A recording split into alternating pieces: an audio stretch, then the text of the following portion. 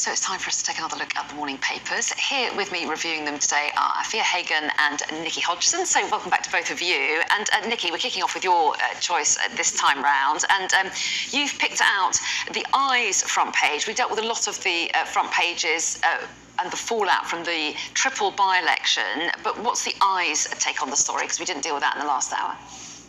Yeah, so the Eyes taking a slightly different angle, and it's talking about the Tory MPs that are worried for their jobs in the event that they lose their seats at the next general election. So it's saying that a senior MP has been quoted as saying to the Eye that there's about 150 MPs that are really seriously worried that they may lose their seats.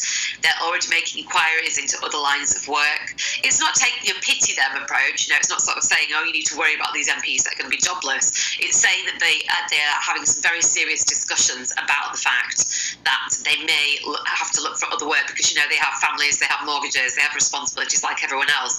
I mean, these aren't the kinds of MPs, I presume, that have so many connections that there's always a job kind of waiting for them afterwards. I think it's talking about, our ordinary constituency MPs that are just there doing the work that we never really see the backbenchers doing, grinding away basically at it.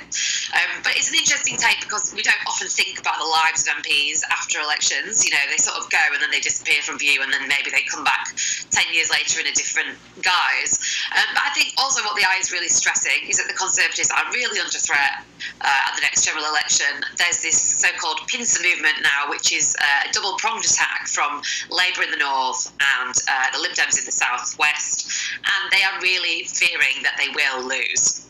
Well, yes, and really interesting that some of them are choosing already to announce that they're not going to stand at the next election, aren't they, and taking a bit of control there. Interesting, that one. OK, let's take us inside now the Express, Afia, because it's Prince George's 10th birthday, isn't it, and photographs have been released to mark it. Yes, so Prince George turns 10 this weekend. You've got the official snap that's in a lot of the papers and being broadcast. That was taken by photographer Millie Pinkleton at Windsor earlier on this month. And a lot of papers speculating, now Prince George has turned 10, what does the future hold for him? Now, of course, he's only 10 years old, but when you are in the line of succession, when you are the future king, decisions are being made about your future pretty early on. Now, this article details from a royal source that he does have an interest in the military, and it is quite traditional for the future Commander-in-Chief, head of the Armed Forces, to spend some time in the military. Prince William did, King Charles did himself. So he says that he has got an interest in that. But what Prince William and Princess Catherine, the Prince and Princess of Wales, have done when it comes to George, Louis and Charlotte is that they have protected them from the media. In the time of when Prince William was younger, Princess Diana and Prince Charles, as they were then known, would give us regular updates on school reports, on how they were doing in sport, what he was getting up to at school. And that's not happened with George, Louis and Charlotte. Kate and William have made sure that they still can remain children, that they still have an element of privacy.